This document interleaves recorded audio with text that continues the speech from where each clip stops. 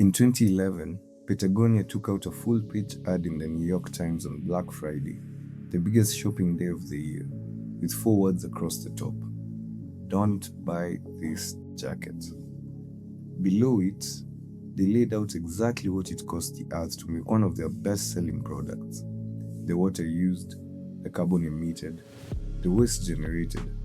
They told their own customers on the day every other brand was screaming at them to spend, to think twice before buying anything, including from Patagonia. Sales went up by 30%. The easy read is that it was clever marketing, and it was. But reducing it to a marketing tactic misses the most interesting question.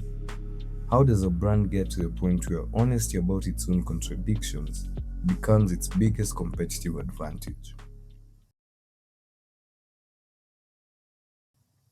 Yvon Chouinard was not a businessman.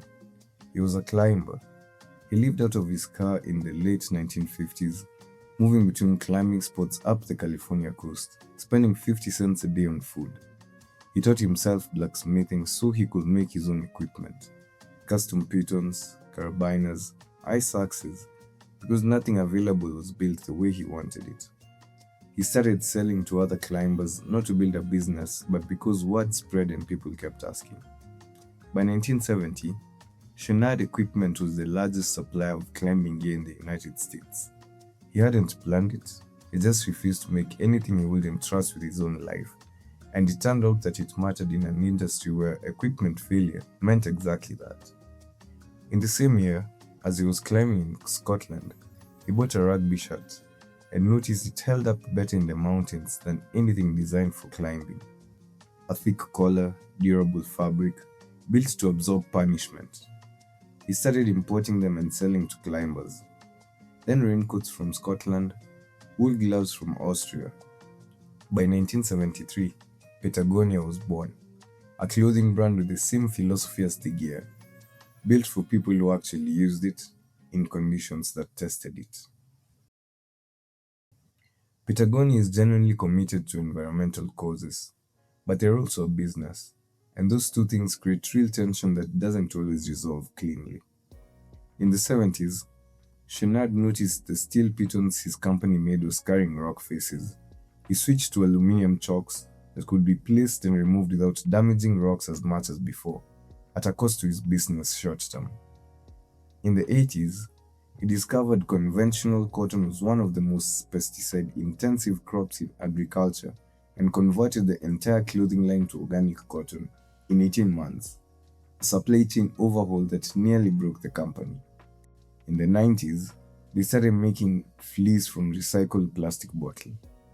In 2002, he co-founded 1% for the Planet, which incentivized companies to donate 1% of their profits to environmental causes. In 2022, he donated most of his shares, roughly $3 billion, to environmental organizations, 98% to Hold First Collective, without voting power, a non-profit dedicated to fighting climate crisis, and 2% to Patagonia Purpose Trust, with voting power, in order to protect the company's values and mission, managed by the Chouinard family. But Patagonia's best-selling products, that fleece, sheds microplastics every time it's washed. Tiny particles that end up in waterways and the food chain, and that no current recycling process eliminates. Patagonia knows this. They fund research into it and publish findings on their website. They haven't solved it yet. They also supply the US Department of Defense, not exactly aligned with their core customers' progressive values. They've worked with partners their fan base questioned. They're a $3 billion company operating inside capitalism, which means they need revenue, they need growth, and they will make compromises. What makes Patagonia interesting isn't that they're perfect, it's that they're honest about the gap between their values and their reality, and they keep trying to close it anyway. The YouTube channel is actually about nature, not products. The Action Works platform connects people to environmental causes and events globally, not Patagonia's mailing list. Of course, some will get their mailing list for marketing purposes, but you see the point. They fund grassroots organizations. They sued the Trump administration in 2017 over a shrinking of protected lands, specifically the Bears Ears and the Grand Staircase Escalante.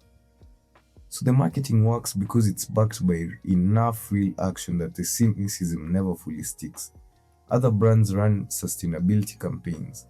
Patagonia, however, runs not only sustainability campaigns, but it also changes their supply chain to come from companies with favorable working conditions for their workers, donates billions, and funds lawsuits. The ratio is different. That difference is what the market feels even when it can't fully articulate it. Something Shona didn't plan for. The Patagonia fleece vest became the unofficial uniform of Wall Street and Silicon Valley.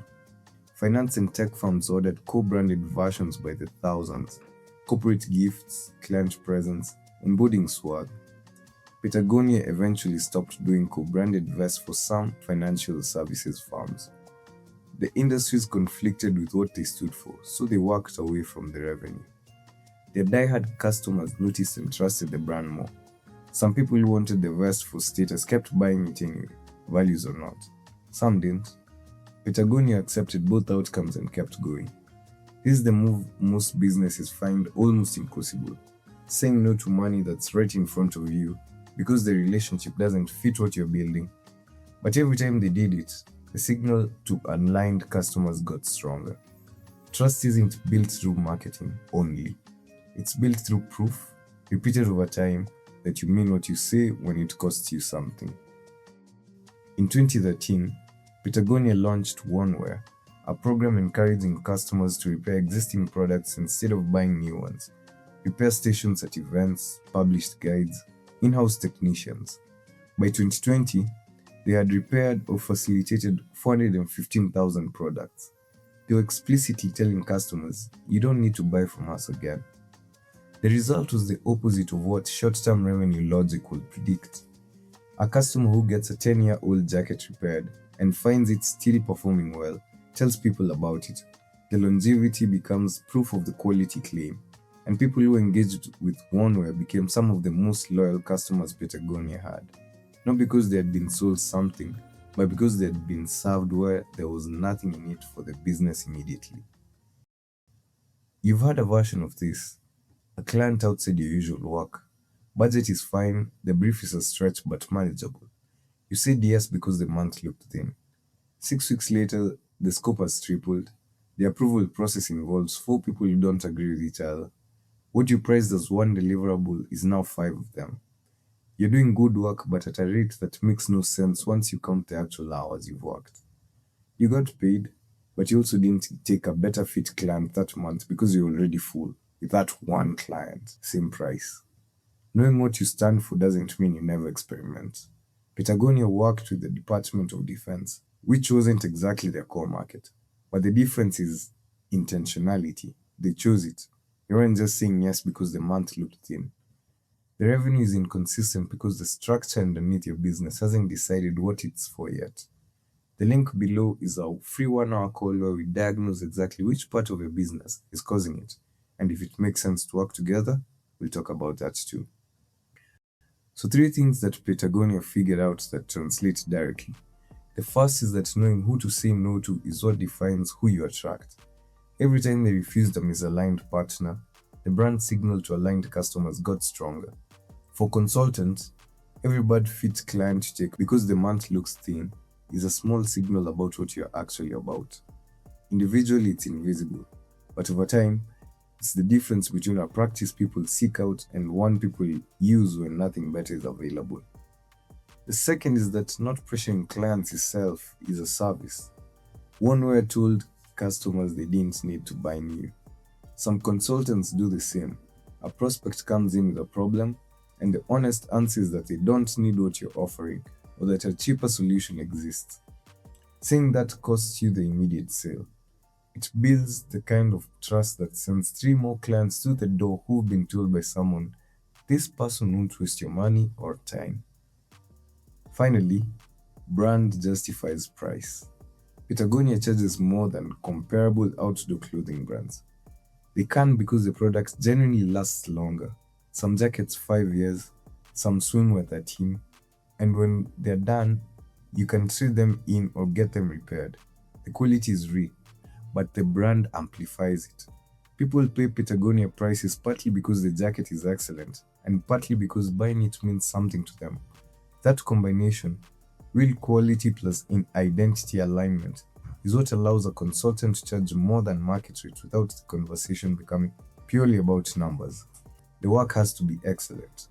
But if the client also feels that working with you reflects something about how they think about their business, the price conversation changes. That's the margin layer and the delivery layer working together, not as separate systems, but as a compounding identity. Shanad started making gear for himself. He sold to people who wanted what he'd made.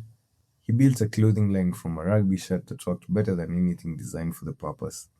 He didn't set out to build a $3 billion company. He set out to do the thing he cared about as well as it could be done, with the right materials for the right people, without compromising on what mattered. The clients who are right for you will see that. The ones who are not will self select out, which is exactly what you want.